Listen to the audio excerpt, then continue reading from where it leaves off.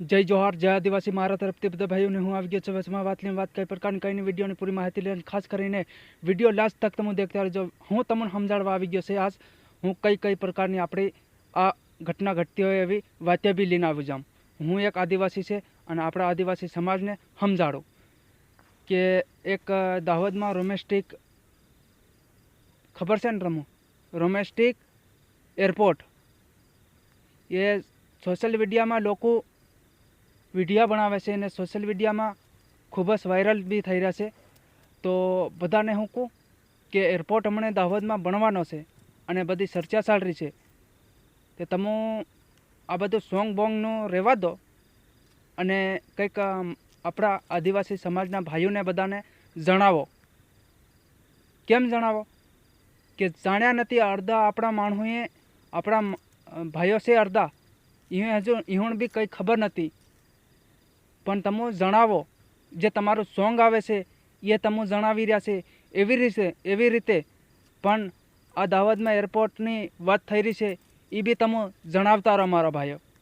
કેમ કે આપણા ભાઈઓને ગુજરાત બહાર પડ્યા છે તો ખબર નથી અમુકને કોઈ દાહોદની અંદર આવીને જોવા થોડો આવે છે એ ખબર પડે તો પછી જોવા આવે કે તે પછી આંદોલન કરે એમાં આવે આપણા ભાઈઓ અમતા કઈ રીતે આવે એને ખબર ના હોય કઈ રીતે આવે।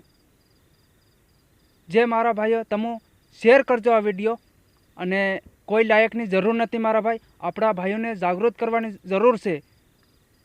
જે આપણા સમાજના જે આપણા આદિવાસી ભાઈઓને જમીન હમણાં છીનવાઈ રહી છે હપકાઈ રહી છે જમીન હું આપણી આદિવાસી ભાષામાં કહું છે હો બધાને ધ્યાન રાખજો મારા ભાઈઓ।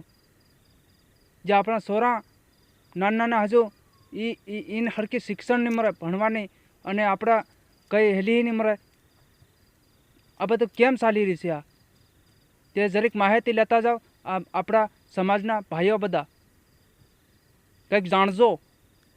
આ મવડાના લાડવા ખાઈને નથી એમના એમ થઈ રહ્યા મોદી કંઈક જાણજો આપણી પરિસ્થિતિ શું ચાલી રહી છે હમણાં ઘેર બાંધવાની જગ્યા હતી આપણને જડે એવું થઈ રહ્યું છે હમણાં કંઈક જાણજો મારા ભાઈઓ।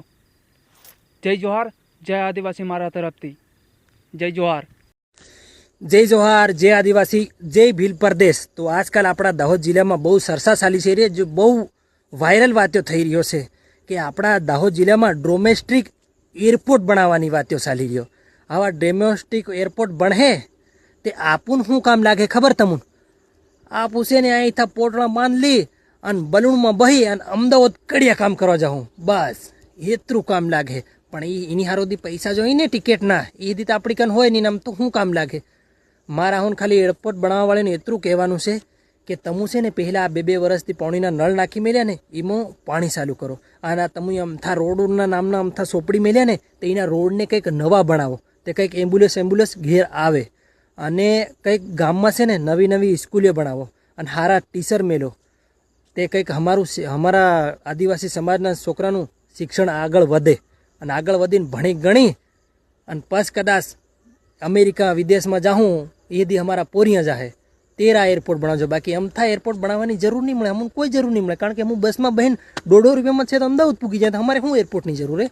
અને બીજી વાત ખાસ કે જે આ જમીન લેવાની છે એ આપણા આદિવાસી સમાજની લેવાની છે। તો મારું એટલું કહેવાનું છે કે જે બી આદિવાસી સમાજના જમીન ખરીદવા આવે આપણા સમાજની જમીન ખરીદવા આવે એ લોકો તે જમીન છે ને એક કટકો સુધી ન ચાલો કારણ કે પૈસાની લાલચમાં લઈને તમે જમીન આલ દેવો ને તો તમે છે ને આ 2 પોહરી